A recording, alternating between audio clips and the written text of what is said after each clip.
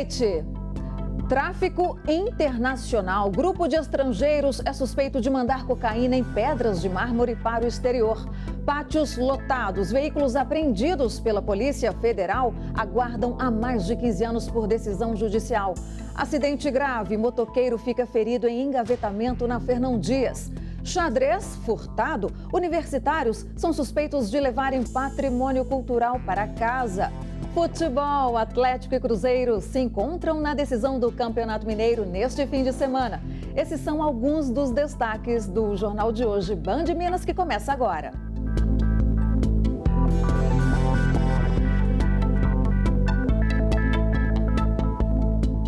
E nós começamos essa edição falando de um grupo de estrangeiros suspeito de enviar cocaína para a Europa em blocos de granito. A Polícia Federal aqui em Belo Horizonte indiciou 13 imigrantes por suspeita de tráfico internacional. Desses, um investigado foi preso aqui no Brasil e 3 na Colômbia. De acordo com as investigações, o grupo se estabeleceu na capital mineira e em Nova Lima, na região metropolitana. As investigações começaram em fevereiro do ano passado, quando o grupo de colombianos passou a morar em Belo Horizonte. Aqui eles montaram uma empresa, mas não tinham autorização para exportar. Por isso, segundo a polícia, foram em busca de empresários brasileiros que conseguissem fazer o trâmite legalmente. As investigações elas foram realizadas desde fevereiro de 2016 até a presente data e nós chegamos a identificar uma organização criminosa especializada no tráfico internacional de cocaína, composta por cidadãos estrangeiros e que destinavam, previam montar uma estrutura logística em Belo Horizonte, na região metropolitana, para fazer exportações de cocaína ocultadas em cargas lícitas. E aí passamos a acompanhar os movimentos migratórios de cidadãos estrangeiros aqui para Belo Horizonte, identificando esse grupo colombiano que aqui aportou em fevereiro do ano passado. A técnica utilizada pelo grupo para exportar a droga era altamente especializada. Eles constituíam empresas lícitas de exportação de pedras brutas, adquiriam blocos de granito ou de outro tipo de pedra, faziam uma perfuração nesse bloco, ocultavam a cocaína em seu interior e depois tampavam a pedra com a parte inicial que foi perfurada e resinavam. E dessa forma eles faziam a exportação como se fosse um bloco de granito, mas na verdade ele tinha cocaína em seu interior. Os criminosos foram monitorados pela polícia durante 1 ano e 3 meses. Nesse meio tempo, 2 italianos vieram ao Brasil. Eles seriam os compradores da cocaína. Segundo a polícia, os 2 fazem parte da máfia italiana. Quanto aos compradores, 2 deles são integrantes notórios da Y'Ndrangheta, que é uma máfia italiana, e um terceiro também já tem antecedentes internacionais de tráfico de drogas. Foi preso em um país aqui da América Central. Já o chefe do grupo da Colômbia é ex-integrante do cartel Vale do Norte, facção criminosa colombiana, e só vinha ao Brasil pelas fronteiras. No decorrer das investigações, várias diligências foram feitas, dentre elas a apreensão de equipamentos abandonados pelos investigados em um galpão no Espírito Santo. Ao todo, 13 pessoas foram indiciadas.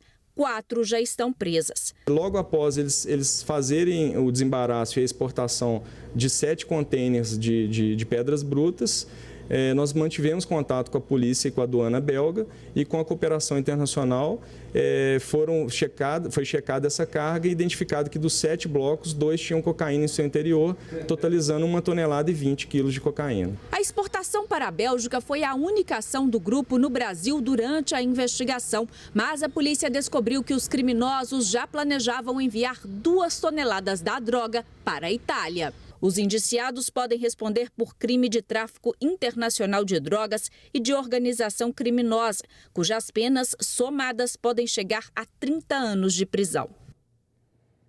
E o sonho de virar modelo profissional ou atriz de sucesso leva milhares de adolescentes todos os dias a agências em busca de apoio dessas empresas para entrar no mercado. Mas a esperança de vencer na carreira pode estar muito perto dos abusos. Nessa semana, a Polícia Civil abriu um inquérito para apurar o caso de um dono de agência de modelos suspeito de abusar sexualmente de garotas no sul de Minas. Desde os 5 anos, Viviane sonha em ser atriz e modelo profissional. Agora, com 15 e com o suporte de uma agência séria, a garota vê o desejo se tornar uma realidade. Fui selecionada por 3 agências, uma de São Paulo, uma do Rio e a tua aqui de Belo Horizonte. E eu tô aí confiante, eu tô fazendo teatro agora também para ajudar. O mundo das artes encantou a adolescente, mas preocupou a mãe, que agora não sai do lado da filha. E até ela ter uma maturidade para saber o que é certo e errado, eu acho que a gente, como mãe, tem que procurar saber mesmo. Eu pesquiso na internet, eu procuro saber, pergunto a outras pessoas. Mas, nesse meio, encontrar uma agência séria ou uma pessoa que vá ajudar na carreira pode parecer difícil por conta dos aproveitadores. Quem conseguiu, conta com satisfação. Eu fiz a seletiva, foi super tranquilo, lógico que tem sempre um nervosismo, né? Mas e um medo também, né? De que seja alguma brincadeira com a gente ou que leve para um outro caminho, né? Fui abordado por um scouter, né? Através de uma rede social. Isso aí causa um pouco de dúvida se é uma coisa séria ou não. Mas, assim, todo aquele processo ali de curso até a chegada na agência para o trabalho foi acompanhado pelos pais, comecei muito novo. Para o diretor desta agência de modelos, os pais, principalmente, devem ficar atentos ao que pedem os agenciadores. Tomar cuidado com o tipo de abordagem, com o tipo de pessoas que às vezes vai querer que as meninas para se tornar modelo. Olha, você vai mandar para mim uma foto de lingerie, entendeu? Isso aí não precisa. A gente quer ver a modelo com cara limpa, mas vestida. Para quem quer se tornar uma modelo ou um modelo profissional, saber dessas informações é extremamente importante. Elas evitam que o jovem caia em algum golpe, como o que foi descoberto pela Polícia Civil no sul de Minas esta semana. Por lá, 7 meninas, todas menores de idade, foram enganadas por um falso agenciador que aproveitava da situação para abusar sexualmente das adolescentes. Com a promessa de ter uma carreira de sucesso, o homem cobrava cerca de R$ 500 e ainda mantinha relações sexuais com as garotas. A denúncia anônima foi feita ao Conselho Tutelar de Alfenas, cidade onde as meninas estavam. São famílias humildes, famílias que trabalhavam e tiravam dinheiro de outras coisas para mandar para sustentar os seus filhos aqui, né? E se não pagasse, ele era obrigado a cometer mais sexo com ele, fazer mais tipo de coisa com ele. As adolescentes eram trazidas de Goiás, Paraná e até de São Paulo. Elas contaram que a alimentação era escassa e que chegavam a passar fome. Às vezes não tinha janta e quando a gente reclamava, ele falava que a gente sabia que era só o básico do básico. A Justiça expediu o mandado de prisão para Fábio Fernandes dos Santos, o suposto agenciador, que vai responder por vários crimes. Pois é, pais, mães responsáveis têm que ficar de olho para que o sonho das garotas, né, ou dos garotos também, não se tornem pesadelo. E o pátio de apreensões de veículos da Polícia Federal em Uberlândia, no Triângulo Mineiro, está superlotado. No local, carros parados há 16 anos. Isso por conta da demora, do julgamento de casos. Caminhões, carros pequenos, alguns de luxo, avaliados em mais de R$ 1 milhão. E até mesmo lanchas e aviões. Veículos do mundo do crime, apreendidos e guardados há anos no pátio da Polícia Federal em Uberlândia. Que nós não temos veículos apreendidos por questões administrativas, que é o que se tem mais comum nos pátios do Detran, nos pátios da Polícia Rodoviária, enfim. Todos eles, de uma maneira ou de outra, têm vinculação a um inquérito policial e uma ação penal que transita tanto na Justiça Estadual quanto na Justiça Federal. Para que seja dado uma destinação a esses veículos, em regra, o que se espera é o trânsito em julgado da ação penal. O que quer dizer isso? Que o juiz condene, que a justiça condene em definitivo o investigado, o réu, e que não cabe mais recurso relativamente ao crime que ele está sendo julgado e a relação que ele tem com esse bem. Mais de 100 veículos estão no pátio aguardando o julgamento dos casos em que estão envolvidos. Parece pouco, mas muitos deles ocupam bastante espaço, como, por exemplo, essas carretas enormes. Nós temos mais de uma centena de automóveis aqui, temos um outro tanto desse em outros pátios nossos espalhados Brasil afora em razão de operações realizadas em Uberlândia. Então acaba que essa realidade se transforma no seguinte: entra mais veículo da ação policial do que sai pela burocracia estatal. No início, o pátio de apreensões de veículos da Polícia Federal em Uberlândia funcionava somente nesse espaço, que hoje é destinado apenas ao estacionamento de servidores. Só que a área se tornou insuficiente porque as apreensões não pararam de crescer. Daí a prefeitura da cidade cedeu um pedaço dessa rua aqui ao lado para também fazer parte da delegacia e depois doou um grande terreno que fica ali atrás. Foi a solução? Ainda não. Tanto é que alguns veículos estão aqui do lado de fora. Agora, a delegacia teve que alugar esse terreno aqui ao lado para improvisar uma extensão do pátio de veículos. Só que esse novo espaço alugado já está começando a ficar cheio também. A solução seria que o julgamento dos processos fosse agilizado, destinando os veículos para leilão ou para doação aos órgãos públicos. Mas tem casos, como o desse caminhão aqui, que está esperando desde 2001, 16 anos parado. Nessa outra caminhonete já está nascendo até mato. Há alguns anos atrás foi aprovada uma lei que permite a chamada alienação antecipada de bens. O que significa isso? Que bens apreendidos em razão de atividade criminosa, eles possam ser leiloados antes do trânsito em julgado. Nós já tentamos algumas vezes junto ao Poder Judiciário local, tanto federal quanto estadual, e por uma série de embaraços isso ainda não foi possível. E um engavetamento entre uma motocicleta, um ônibus, um caminhão e um carro interditou faixas da rodovia Fernão Dias na altura de Contagem hoje de manhã. O motociclista ficou gravemente ferido. Quem tem as informações é o repórter Diogo Ramalho. Olá, Diogo, boa noite. Boa noite, Luciana. Boa noite a todos. Exatamente. O caminhão estava carregado de bobinas na rodovia Fernão Dias. A gente pode observar aí nas imagens do que aconteceu hoje de manhã, ali na altura de Contagem, na região metropolitana de Belo Horizonte. De acordo com o Corpo de Bombeiros, depois do impacto, o motociclista foi lançado a metros da sua moto e ele teve uma fratura na perna esquerda, foi atendido no local e levado ao Hospital João 23. O carona da moto também ficou ferido, viu, Luciana? Obrigada pelas informações, Diogo Ramalho. E a semana foi mais fria, o fim de semana também vai ser, mas os fãs das temperaturas baixas não precisam ficar tão animados não, viu? Depois do intervalo, a gente fala da oscilação dos termômetros no outono. E ainda, estudantes de universidade furtam peças de um patrimônio cultural no sul de Minas. Os detalhes a seguir.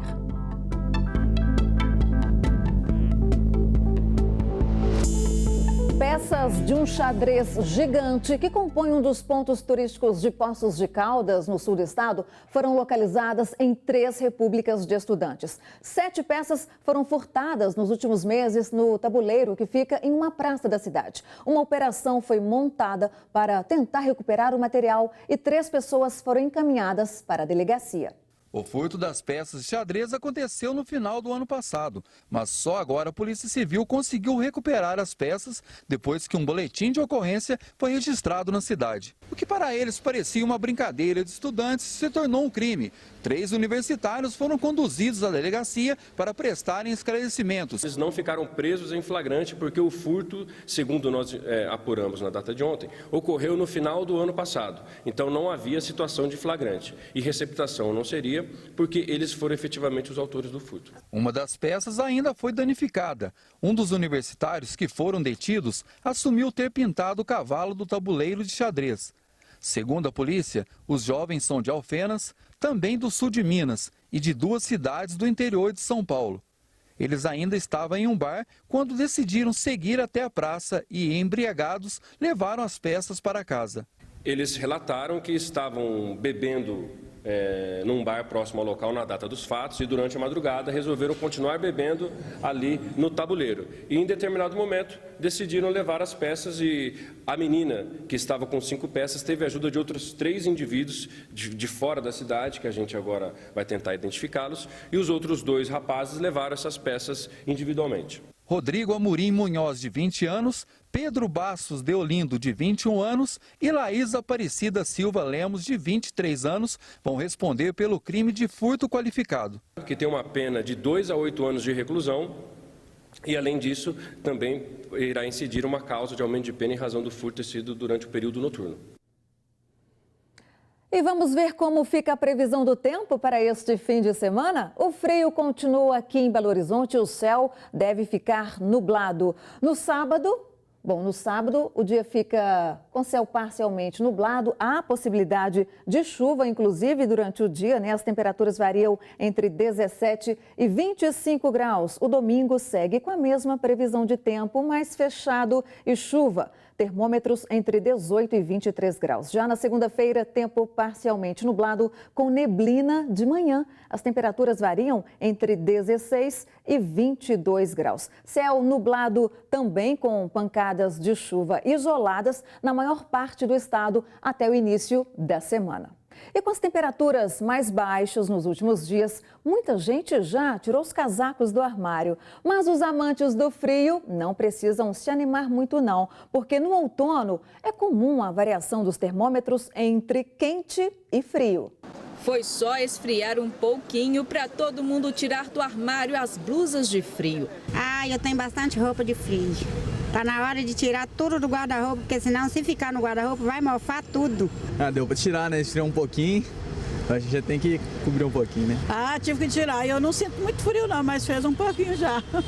Mas é melhor não criar muita expectativa com frio não, viu? Pois as temperaturas tendem a aumentar nos próximos dias.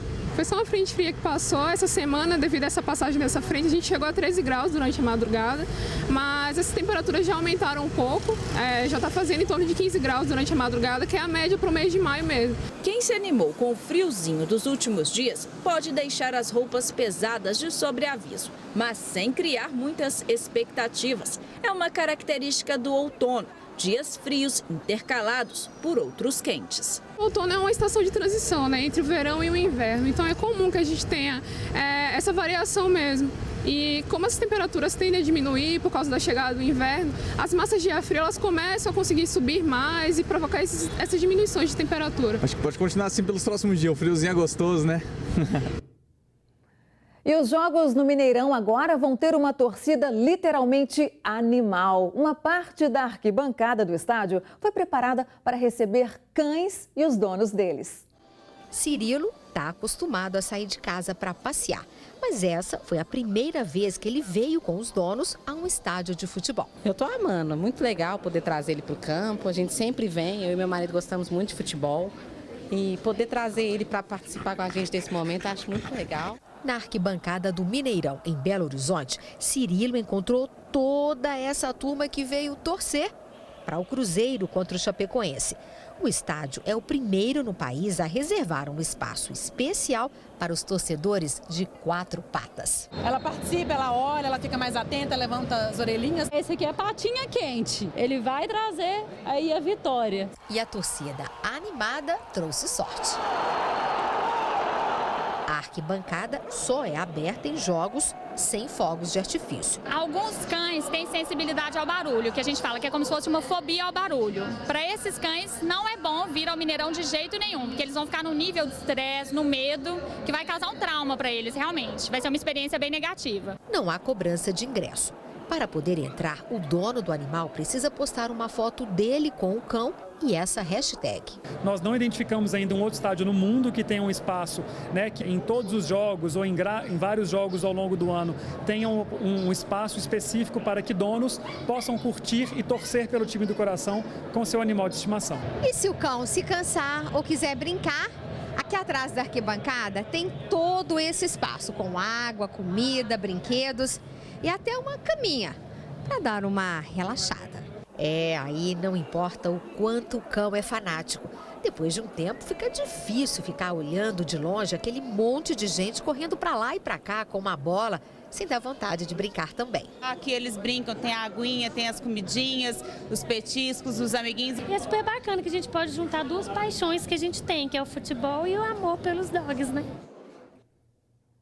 E neste domingo, o Jornal Metro vai ser distribuído nos principais pontos de lazer de Belo Horizonte para celebrar os 10 anos desde a primeira edição brasileira da publicação. Aqui na capital, o Metro chegou em 2011. A edição desse domingo vai contar um pouco da história de como é feita a seleção das melhores capas e todas as curiosidades que muitos leitores têm desse que é o jornal com a maior distribuição entre todos os veículos da capital. Então, não deixe de pegar o seu exemplar de graça de comemoração dos 10 anos de nascimento da edição no país, neste domingo, aqui na capital.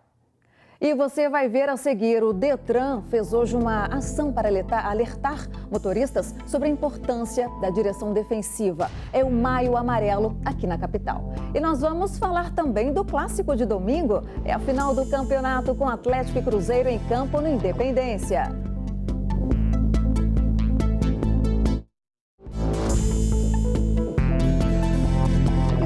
De volta e vamos falar do esporte. Domingo é dia de clássico. Boa noite, André Salles. Boa noite, Luciana. Boa noite para todo mundo. Expectativa grande para esse clássico, Luciana. Todos os ingressos esgotados e uma expectativa, inclusive, devemos ter o maior público da história da Arena Independência. Só para a gente ter uma ideia do tanto que o pessoal está esperando esse jogo, no caso do Cruzeiro, né, que tem a torcida de visitante, os ingressos acabaram em 40 minutos. Muita confusão. Do lado atleticano, os ingressos também foram vendidos de forma muito rápida. Vamos ter casa cheia. Falando um pouco sobre as equipes, Luciana, o Atlético com poucas dúvidas, talvez na formação do meio-campo ali. O Roger tem boas opções, tem o Marlone, Michael Suel, pode entrar também com Otero, Casares, jogadores que foram bem no meio de semana. Tirando isso, o time não deve mudar muito. Já o Cruzeiro, o técnico Mano Menezes espera alguns jogadores, Robinho, Ezequiel, Cabral, depende do departamento médico, mas ainda está muito em cima, eu não sei se ele vai ter essas opções, o time deve ser o mesmo do primeiro jogo, Luciano. Pois é, André, e para evitar confusões entre os torcedores, assim como aconteceu na partida de ida, a Polícia Militar organizou um esquema especial para domingo. Quem tem as informações é Diogo Ramalho. Pois é, Lu, ao meu lado aqui o coronel Winston da Polícia Militar para a gente repercutir aí a segurança nesse clássico que vai definir o campeão mineiro de 2017. Coronel, primeiramente, como é que vai ser esse esquema? Qual o esquema traçado pela Polícia Militar para a segurança no clássico deste domingo? Bom, fizemos todo um planejamento em cima das informações que a gente obteve, o ânimo da torcida, o comportamento no último clássico. E aí estabelecemos um efetivo de 2.512 policiais para fazer frente aí à segurança pública em todos os espaços da cidade e principalmente nas proximidades do Estádio de Independência. A gente pede para a torcida do Cruzeiro chegar pela Cristiano Machado e Silviano Brandão e não chegue por outro. Se chegar, desde que esteja descaracterizado, né? E ali ele vai e coloca a sua camisa e tudo mais e pode se divertir. Todos os terminais de ônibus e metrô nós vamos lançar policiamento, né? Todos os grandes corredores, qualquer que seja o local dentro da cidade, a gente estará lançando policiamento. Isso tudo para aquele torcedor que assim decidiu em se dirigir ao estádio, em torcer pelo time, em ver ele sendo campeão mineiro, né? Ele tem a tranquilidade que é a missão nossa, trazer isso para a população. E tem outra final muito importante também aqui na capital no domingo, não é isso, André? Vôlei. Exatamente, né? O domingo aí, Belo Horizonte virou a capital brasileira aí do esporte. É o Cruzeiro, Sada Cruzeiro contra o Taubaté, um jogo muito importante. Cruzeiro é uma equipe muito vencedora, né, Luciano? Vai para a 7ª final de Superliga, ganhou 5, então tenta aí mostrar essa hegemonia e vai ter um adversário muito complicado. Só para a gente ter uma ideia, o Taubaté tem 2 jogadores que eram do Sada Cruzeiro. O Wallace, que é um jogador fundamental na seleção brasileira, e também o Éder, meia de rede. Ou seja, vai ser um duelo muito equilibrado, mas o Cruzeiro é um tricampeão mundial, então a expectativa é que o Caneco fique por aqui, Luciano. Ok, vamos torcer. Obrigada, André. Um excelente fim de semana para você. Para todo mundo. E o Departamento de Trânsito de Minas Gerais fez uma ação educativa de trânsito como parte da campanha Maio Amarelo. Marcelo Silveira tem as informações. Boa noite, Marcelo. Uma campanha importante de conscientização. É exatamente isso. Luciana, boa noite para você, boa noite a todos. Olha, são várias campanhas ao longo do mês de maio e também por muitas cidades no estado. Estado que se iluminou de amarelo, viu? Aqui em BH, vários prédios ganharam uma iluminação diferenciada para lembrar aí o Maio Amarelo. Esta ação que você falou aí agora há pouco no estúdio ocorreu na manhã de hoje em frente ao Detran. Quem passou por lá recebeu orientações, brindes e um laço, símbolo da campanha. O foco dessa vez foi a atenção no trânsito e o respeito às leis, falando tanto para os motoristas, nessa questão da direção defensiva, quanto para os pedestres, para que ambos tomem atitudes que ajudem a mudar uma triste realidade, já que o Brasil é tido como o 5º país no mundo em mortes por acidentes no trânsito. E um dado muito triste divulgado pelo Ministério da Saúde, Lu, é que são mais de 43 mil pessoas que perdem a vida todos os anos por este motivo. Portanto, está aí a importância do movimento Maio Amarelo, que tem essa proposta de chamar a atenção para o alto índice de acidentes, não só no Brasil, mas em todo o mundo. Luciana. Ok, e pensar que 20% dessas vítimas são idosos. Obrigada, Marcelo Silveira. E não perca amanhã a entrevista de Vitório Medioli, prefeito de Betim, no programa DNA. Paulo Navarro descobriu curiosidades da vida do político e empresário, as histórias de família, a chegada no Brasil e muito mais. É às 6:50 da noite desse domingo. Nossa edição fica por aqui. Para você, um excelente fim de semana. Até lá, segunda-feira. Boa noite.